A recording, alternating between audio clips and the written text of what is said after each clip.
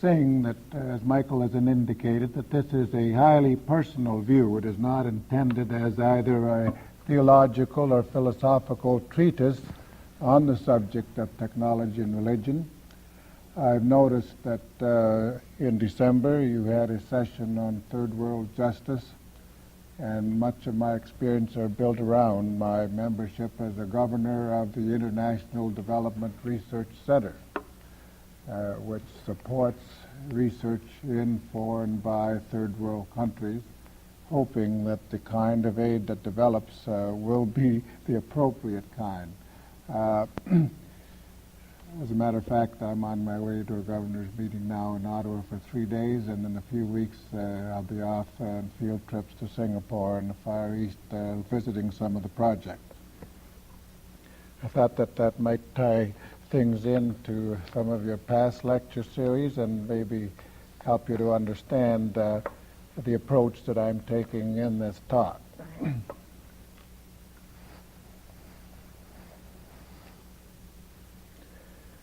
Technology and religion, retreat or encounter. Does this question mean specifically, is it possible to be a member of the 20th century technological society and yet live one's Christian life to the full? My first reaction is, why not? Why is it necessary to ask such questions? Is it because modern industrial society is thought to be inherently anti-Christian? Or is it because Christianity, which is historically based in what we would call today an underdeveloped society, has to be reinterpreted and revitalized to keep pace with the rapid social change brought about by an ever-accelerating technological innovation? It has been said that most people in the developed world live more comfortably than did all the kings who ever lived prior to the 20th century. If this is so, is the problem one of affluence rather than of technology? Is it the problem of sharing and distributing our world resources, including the fruits of technology, with the billions of people who are still living in hunger, disease, and misery? Is it a problem in which every Christian has a responsibility? Modern Western industrial civilization has come to be regarded by the people of the third world as desirable, if not ideal. Do they understand what is involved and the price which must be paid for such development?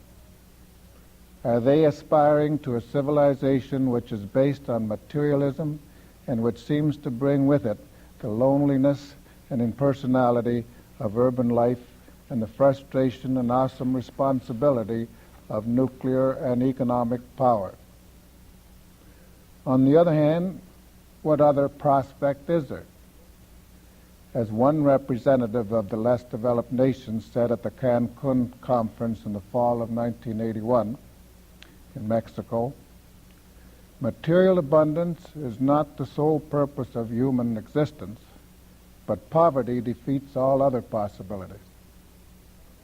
And we might add, is not the dignity of man based on a minimum level of material decency? Have we made any progress since Pope John the 23rd said nearly 20 years ago, the new name of peace is development? In the discussion of these questions, it will be useful to clarify the terminology, because much of the misunderstanding and controversy that is evident in the literature on such matters arises from the confusion in the use and interpretation of words such as science, technology, and engineering. What are these words? And perhaps more importantly, who is science and technology, and who speaks for the learned professions based on scientific knowledge such as engineering and medicine?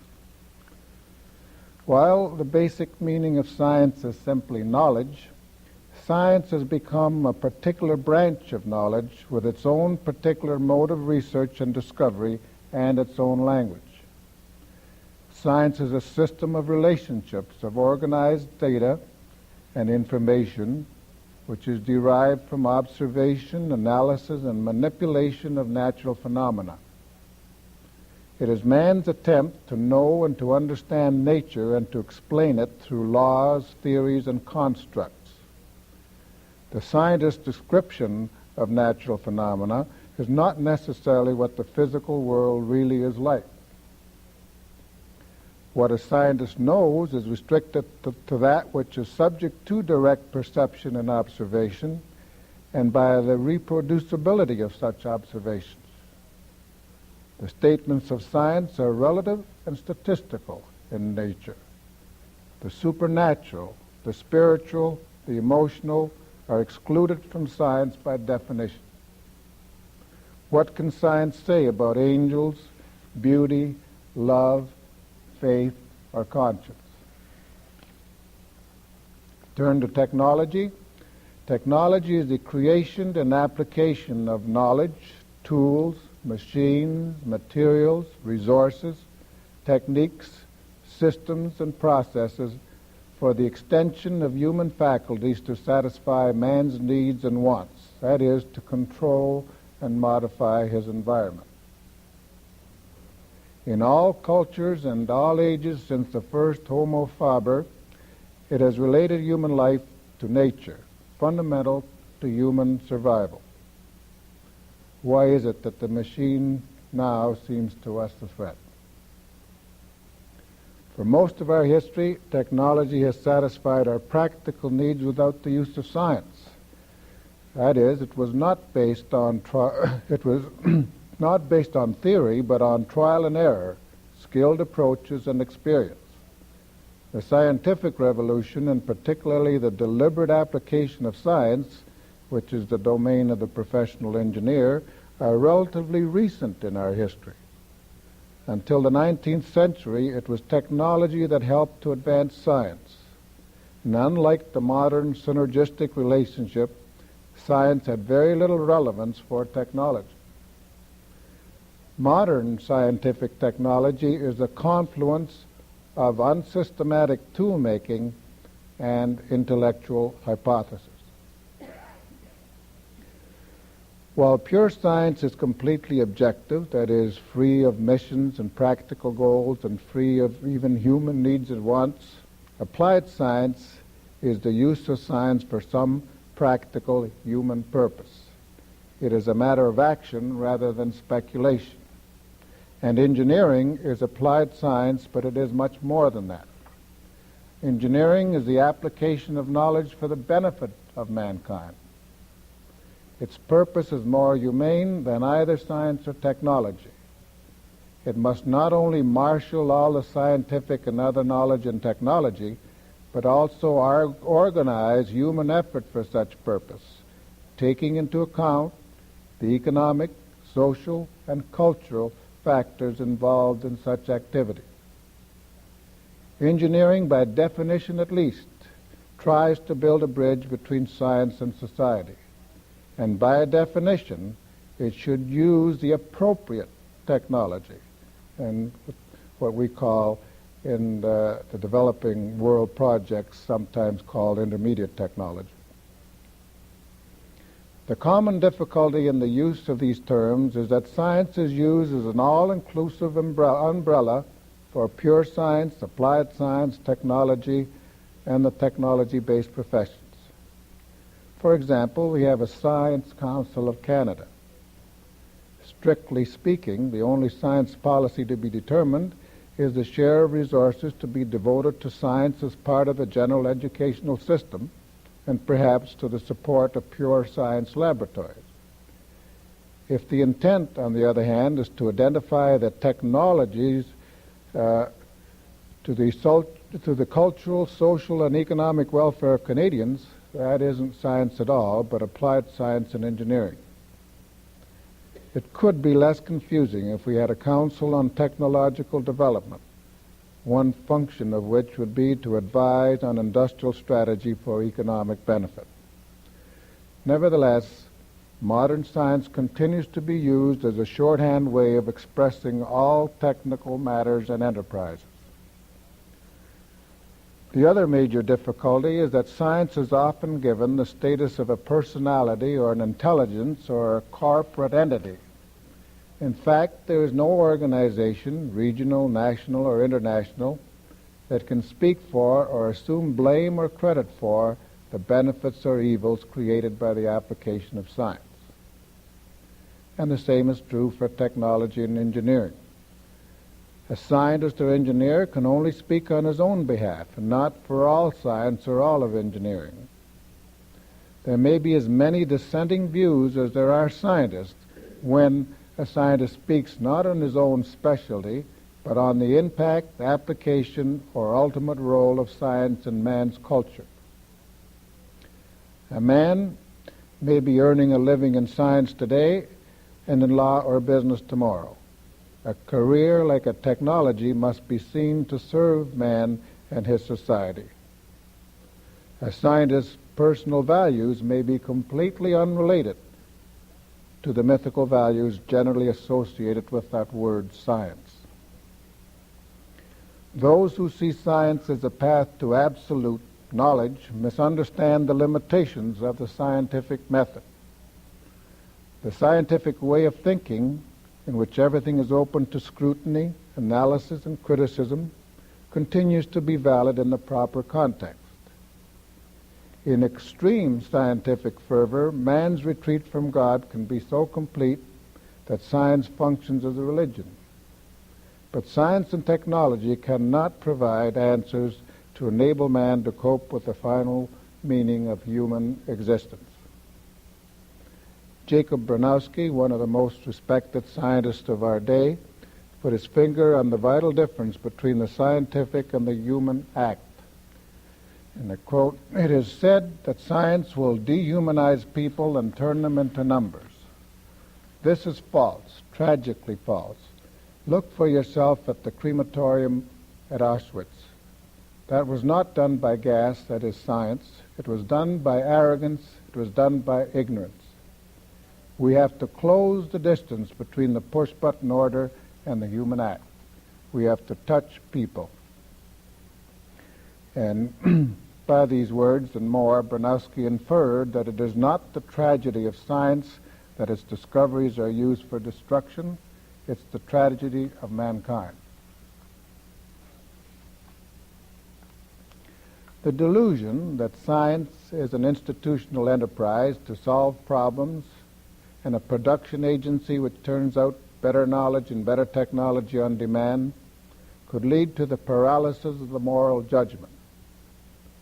People and governments can abdicate their right to participation in important decisions by relying on the technocracy and on scientific data they admittedly cannot understand.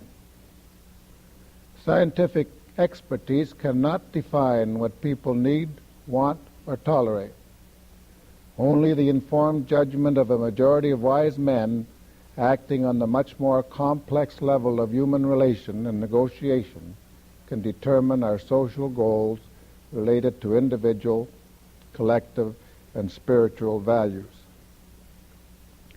The human environment can be pictured as a trilogy of forces with religion at the apex of a triangle. The second corner is the biosphere and the physical world itself, and the third would be the cultural, social milieu, which includes all knowledge and technology that man has accumulated. To study man, it is therefore necessary to study religion and the sciences of the physical world and the sciences of the man-made world. Father Joseph Culleton, the Order of St. Basil, who is the head of our Religious Studies Department, wrote in a book as follows: "Science and technology are such important factors in our civilization that only by understanding and using them effectively can a new individualism consistent with modern culture be developed. An industrial civilization can be converted into an instrument for liberating men's minds and refining their emotions. Men must humanize both science and technology. Social phenomena cannot be understood without an understanding of the physical laws involved in their interaction. Scientific knowledge is necessary, therefore, for advancing the study of social-cultural phenomena." Thus, we can conclude that the demystification of science is really the reintegration of knowledge. Fundamental concepts of science must be restored to the curriculum not only because they form part of the seamless web of universal education, but precisely because only then can they be seen as languages and constructs which can serve rather than enslave man. The more we talk about the two cultures without taking remedial steps to combat this needless dichotomy, the more self-fulfilling the concept will become. Today, more than ever, we need the wisdom and insight of the liberally educated man who can humanize technology by understanding it. The book called Being Human in a Technological Age, edited by Borchard and Stewart, has the modest aim of opening up communication between humanists and technologists as a step forward in ending this schism in which they describe in the following words. Technologists tend to look at humanists as impractical intellectuals lost in the fuzzy-headed speculations of scientific illiteracy. Humanists return the compliment by viewing technologists as one-dimensional persons having no concern for the abiding heritage of Western civilization.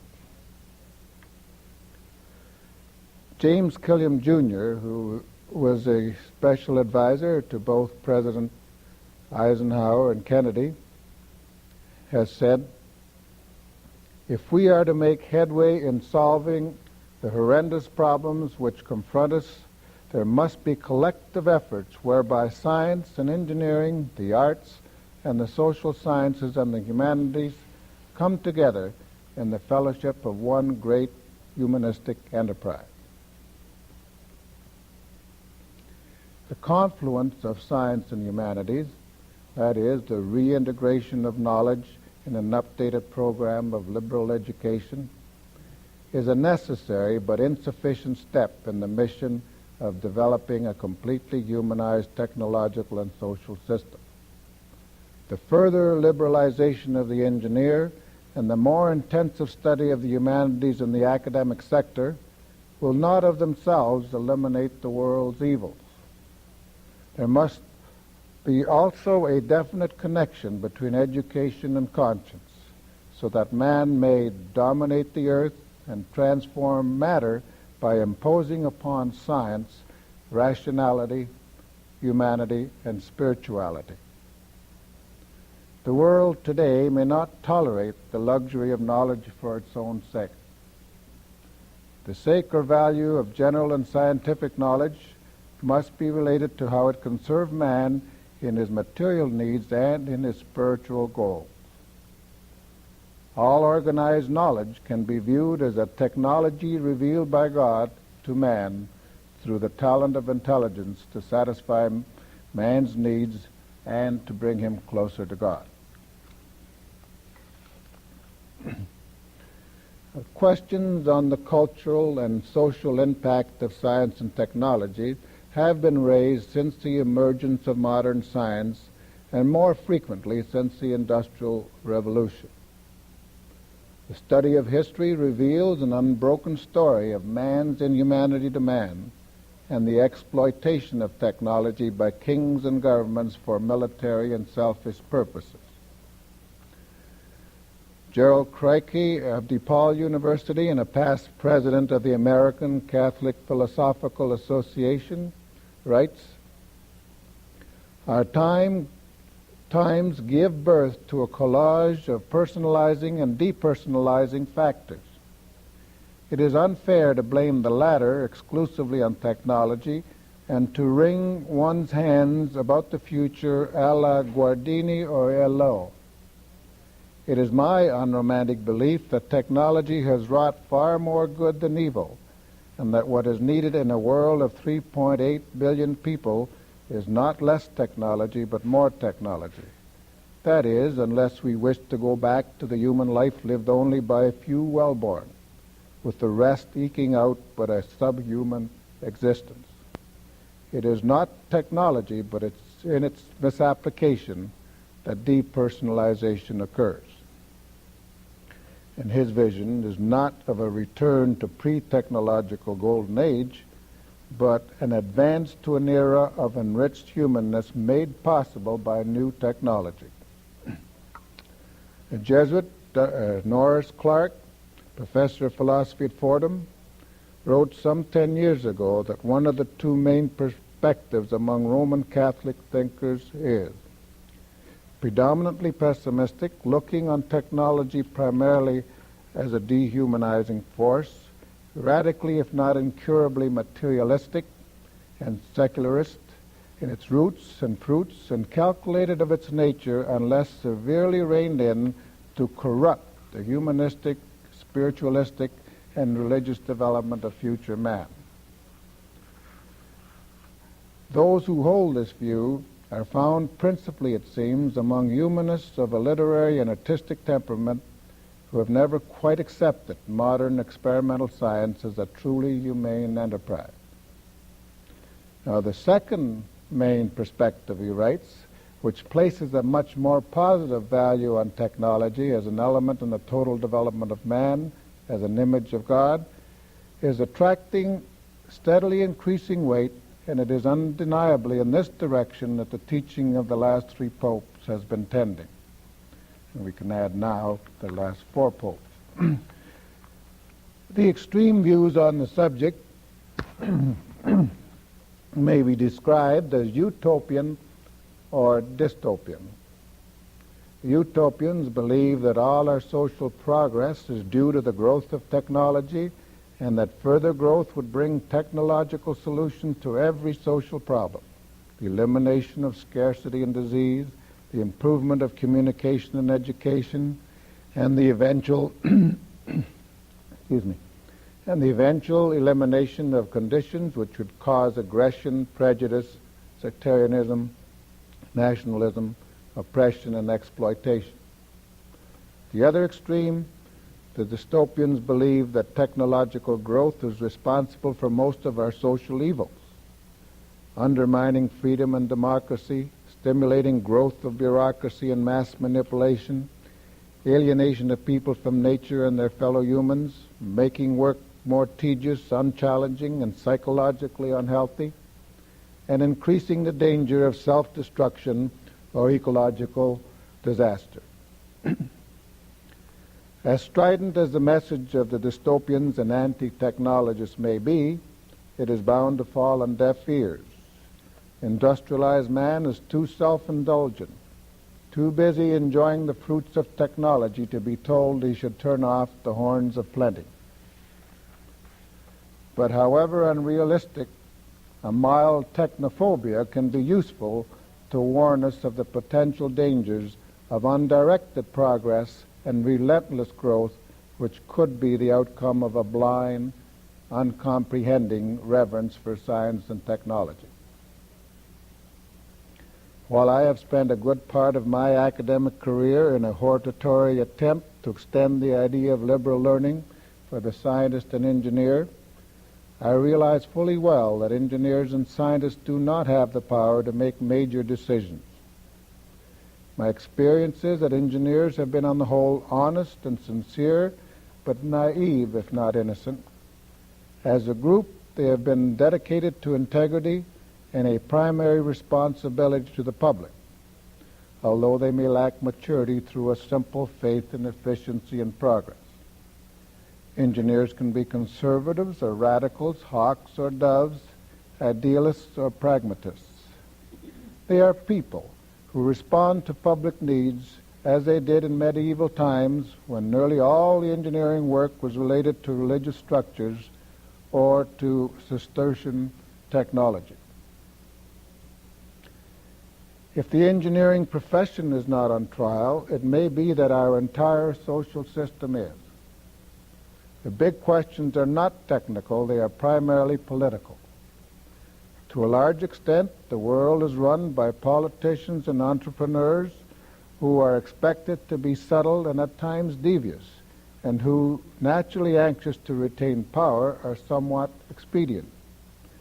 It may be that our social systems are inadequate for today's conditions and that even saints as prime ministers could not solve our problem. The resource crisis we read about might have been avoided not by the elimination of individual engineering errors, but by some kind of comprehensive social control of long-term effects of new technologies and by more equitable distribution and conservation programs. Can our existing order, controlled not by technological determinism, but by the political and industrial system we live in, continue to believe in free enterprise and growth, interpreted in a material sense? What is the meaning of free in a world of great disparity in the distribution of resources and unequal opportunity for personal growth?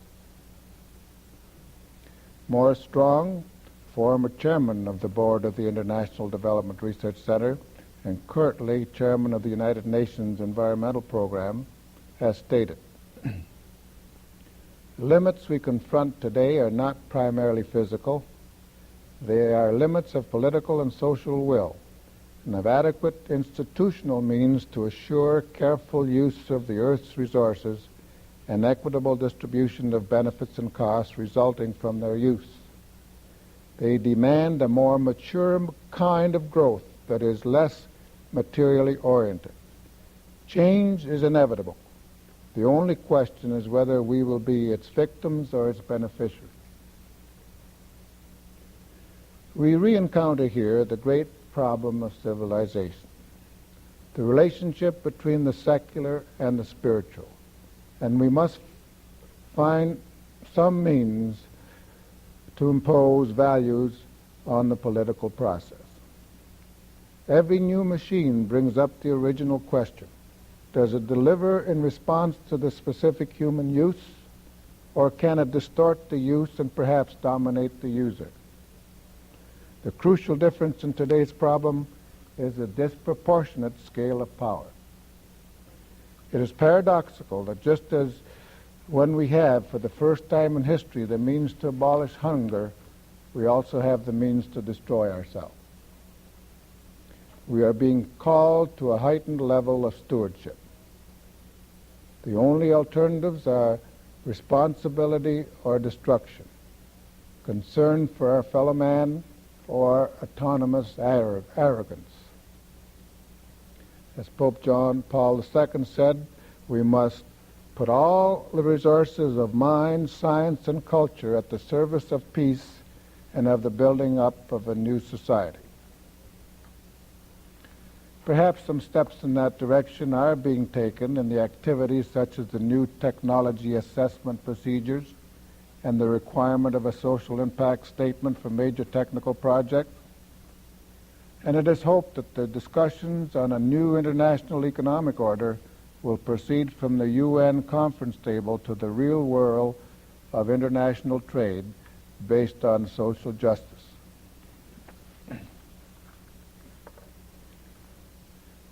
Many sociologists of religion argue that technological change makes the fundamental religious questions more critical than ever. In some, this fundamental quest has produced new and curious forms of religious belief. In others, far from making the Christian faith impossible, it has made the call of the gospel more unavoidable than ever. In his book on Science and Religion, Harvey Cox wrote, "Man must believe that change is both possible and desirable, because Revelation discloses an open universe in which both God and man fashion new things, make innovations, change and alter existing practices. The creation is not finished for once and for all, but goes on wherever order is wrestled out of chaos. The gospel of Jesus Christ is too strong and too incisive to be enveloped forever in spurious religious arguments against science and technology." Several professors of science and engineering at Stanford University contribute to a book called The Encounter Between Christianity and Science, in which the authors witness to the world that men of science can also be dedicated disciples of Christ, and that the methods and conclusions of science can play a significant role in the understanding, exposition, and application of Christianity. In that book, Moberg writes, "To view science and religion as discrete categories between which one must choose is to yield to a dualistic fallacy. Christians can choose both, but they must ever keep science in its proper place as an instrument or tool which can be used in fulfilling God's will." And in his book, H.K. Schilling said, "Christianity must also revise its outlook and teaching to incorporate scientific changes so that it may complement science. It is imperative that man's spiritual growth match the increase of his physical potentialities. Commitment to discovery must involve commitment to love and must lead man to humility, not pride." Father Culleton, again, with some comments in this area, as follows. Engineering, he incidentally contributed quite a deal, as I may say here as an aside, to our program in Engineering and Society that I'm in charge of at the university, and we are in constant consultation.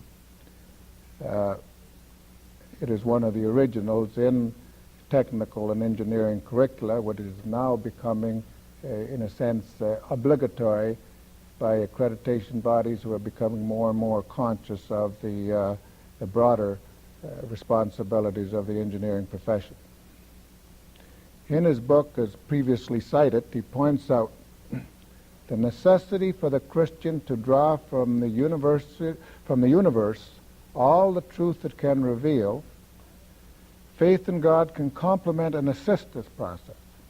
Research is a sacred duty, one of man's most ennobling functions, combining the spirit of progress and adventure with the openness and confidence of religious faith. God's creative power, in which man shares, is hidden and operative in research.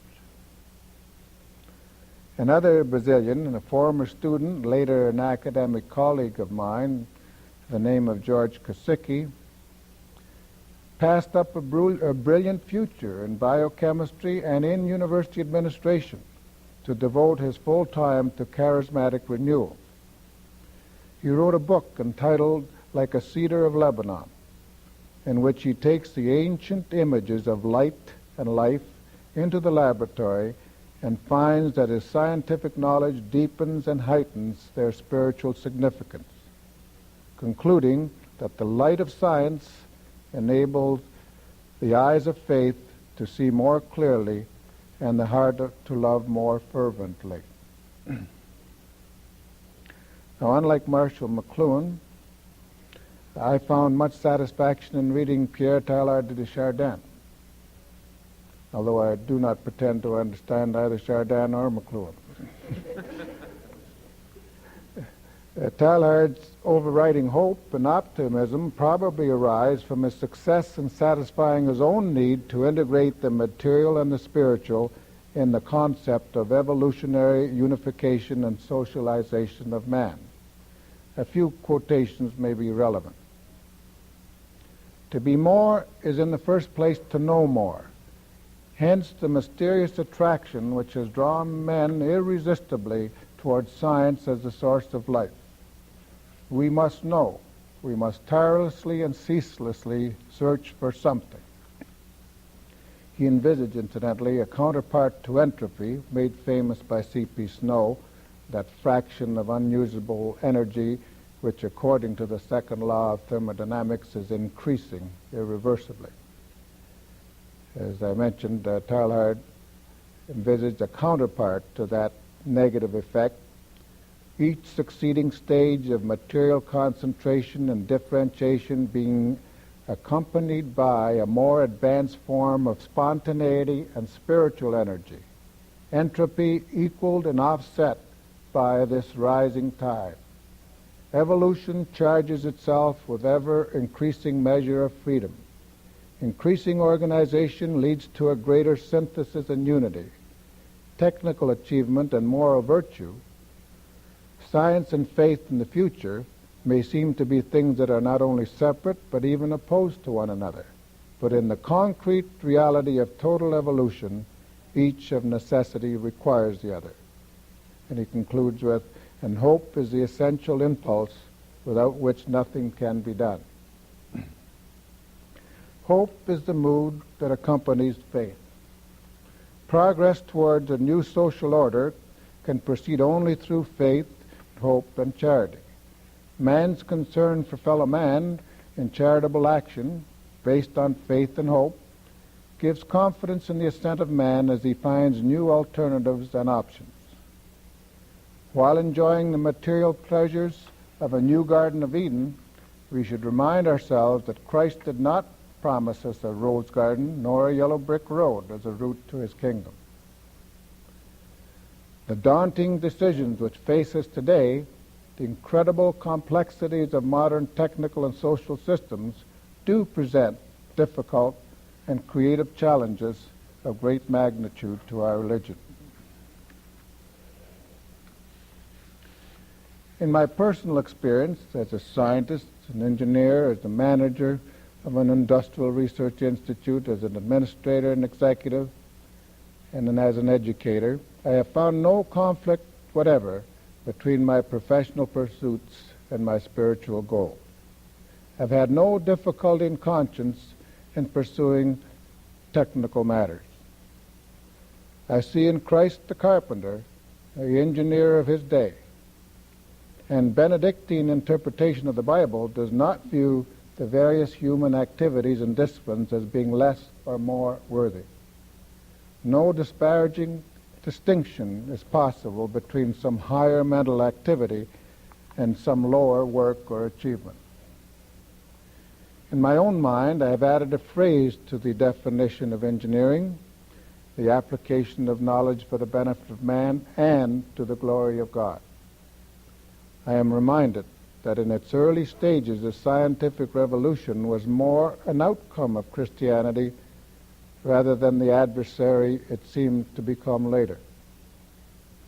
Many of the great scientists of the day were devout Christians, and when the Royal Society of London was formed in the 17th century, the following wording appeared in its charter: "To the glory of God, the Creator, and the advantage of the human race." And I remember well Alexander Pope's expression of discovery as one form of revelation. Nature and nature's laws lay hid in night. God said, "Let Newton be," and all was light. Perhaps as a member of the Board of Governors of the International Development Research Center, as I see vividly the interdependence of all people and all nations and the need for a concerted, spiritualized approach to our human problems, I feel closer to the ideal in that definition. I am now involved in the most direct way in the application of knowledge in the service of the most needy among our fellow men. I am aware of the inherent dangers in the analysis and skepticism, the certitude and pride of the age of science. But I see in modern technology God's light revealed through man's evolutionary and accumulative knowledge in the form of modern miracles. Each time I witness a dramatic cure of a loved one, each time I hear a voice on the telephone, each time I see a human image on live TV, or each time I feel a huge 747 lift me off the earth, I marvel and wonder, not in awe and respect of big science, but in humility, gratitude, and homage to God. My faith allows me to hope that He will reveal to us how we can use and extend knowledge to share our abundance with the other two-thirds of the world. Marshall McLuhan contributed selection to a textbook which I used in the social consequences of engineering. And in that article, he sees the future implications of automation releasing humans from the necessity of labor and freeing them to become more educated, to participate more in the varied facets of life, leading to a greater self-realization rather than to uniformity and faceless standardization.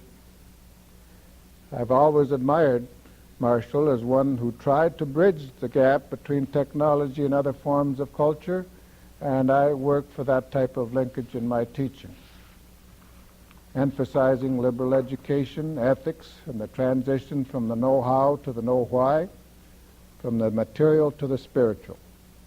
I try to impress upon the students that they are leaving the imaginary, objective world of academia, of science and mathematics, of computer-based solutions to hypothetical problems, to enter the real, subjective world of complex human communication and negotiation, where the technical feasibility is only one step in the complex social process which leads to value judgment and decision.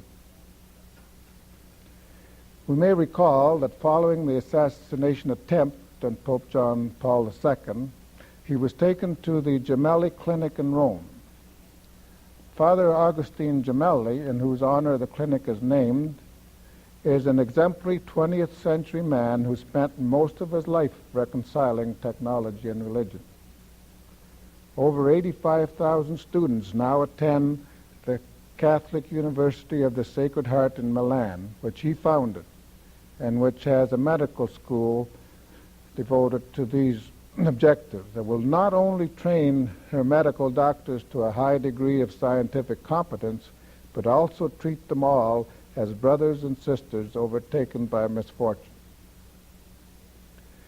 In the earlier days as principal of Essex College, I was giving a talk on the importance of the affiliation of that newly formed scientific and professional public institution to the Catholic Assumption University, Windsor. And I was referring to the same ideals when I said, science, as the knowledge of the professions, is much too important to be left to random application to good or evil. Science, since knowledge is power, we must ensure that intellectual growth is accompanied by a development of moral responsibility. And like Father Gemelli, I found that moral influence in the 20th century is accepted only if it is accompanied by a high degree of scientific competence. I don't know if I've been able to integrate my professional life with my Christian life to the enhancement of both, as Etienne Gifson and Teilhard did, and I don't know if my faith is as childlike and fresh as that of McLuhan or Chesterton.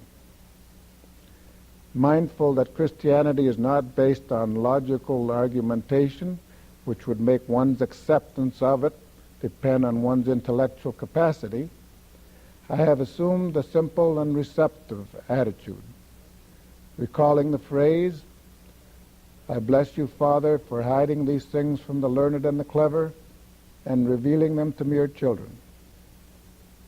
I have tried to listen that I may hear the word, and in order to act on the word, I have given my best physical intellect and intellectual effort to my work in the Franciscan spirit of love." I hope this represents an adequate synthesis. There is much to be done in our technological world that calls on us to live our Christian lives to the full.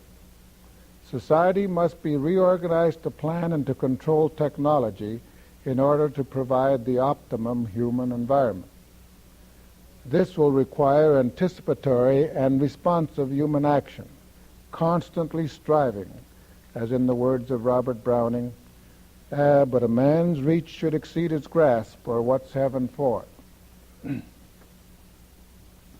Technology and religion, retreat or encounter. Retreat? Retreat from technology, which is part of man's accumulative knowledge. Retreat from knowledge into what?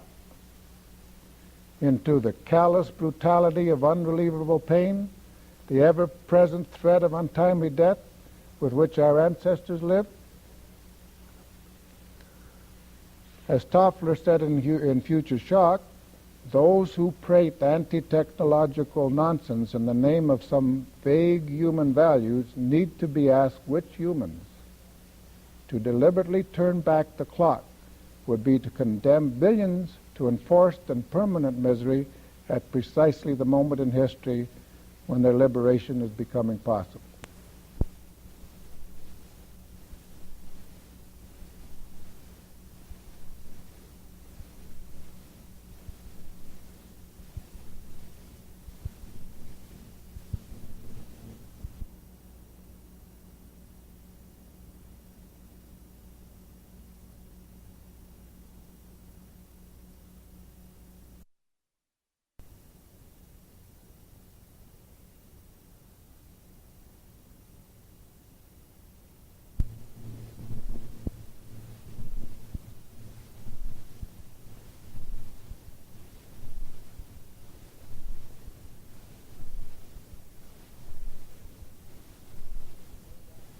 To an irrational techophobia, to deplore technology in general out of fear or contempt bred of ignorance and misunderstanding is destructive spiritual pessimism and a lack of faith on the creative powers of man as endowed by God. It is an entirely different thing to rationally and competently evaluate and criticize a particular use or application of technology. This is encounter. Retreat? No. Encounter? Yes. Particularly if we accept not conflict or battle as the dictionary meaning of encounter, but encounter as the facing up to the difficult challenges of our modern world.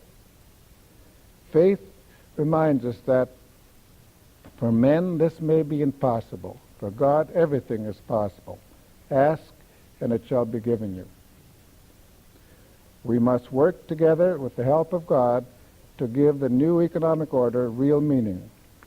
Nothing less than the integration and the synergism of technological competence and religious commitment can accomplish the task.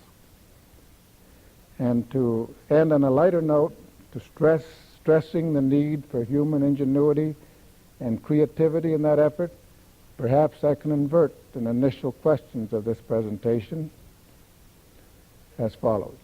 In today's technological world, is it possible to live one's life as a Christian to the full without being some sort of engineer? Thank you very much. Thank you.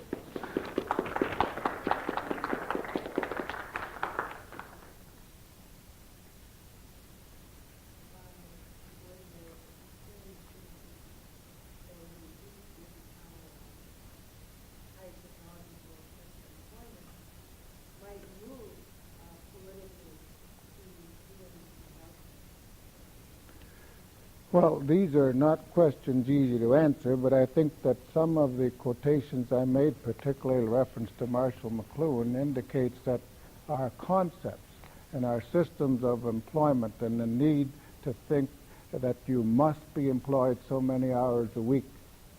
We've lived with these things for so many centuries that it's become part of our system and perhaps even related to Malthusian pessimism.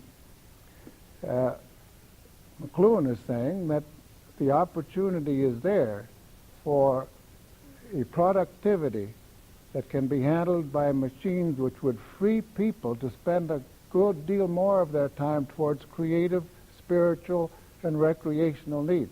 And that if we keep thinking strictly of employment as the only solution to our problems, we may be going and thinking in the wrong direction.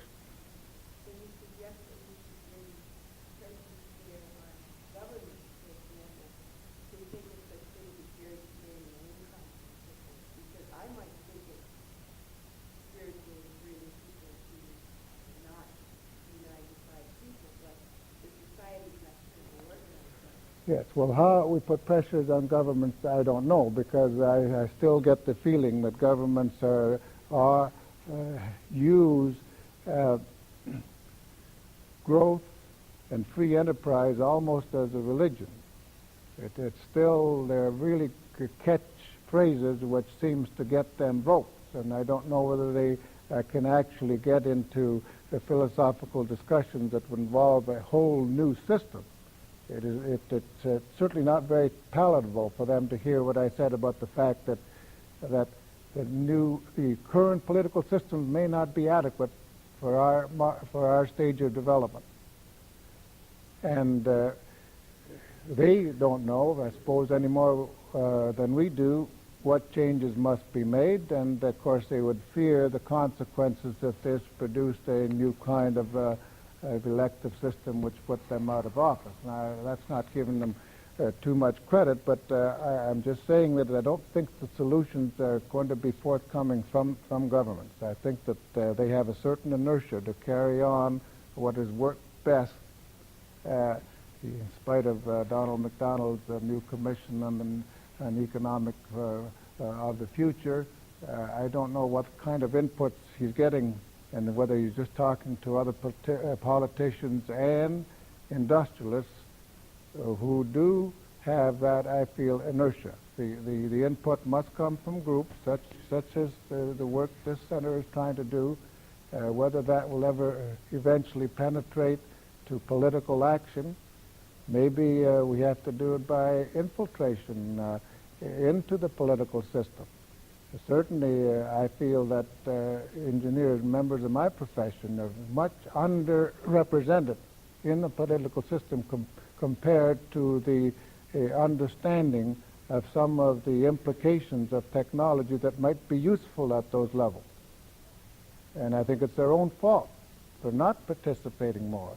Similarly, we as Catholics and Christians perhaps should be more actively involved in the crucial decisions at the community and national and international level. I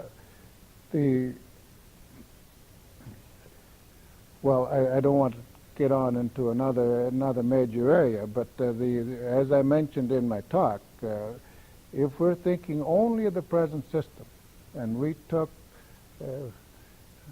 our saints and put them in as prime ministers, I'm not sure they could function or could cause any change.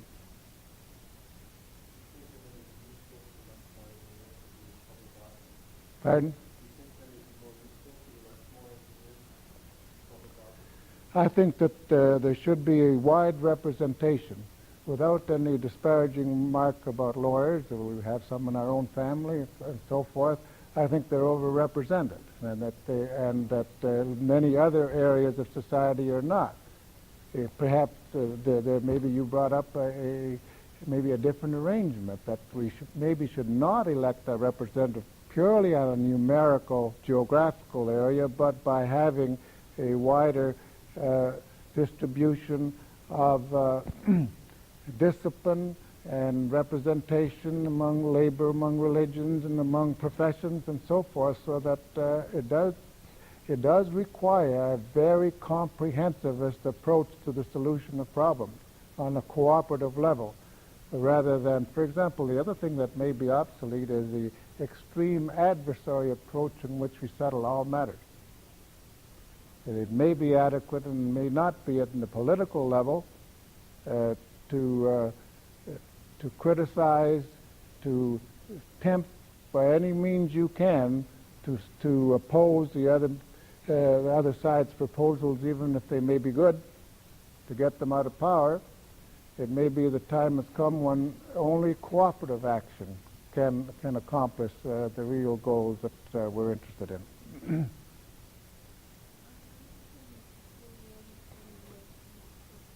Sorry. You mentioned freeing people from having to work so that they can develop their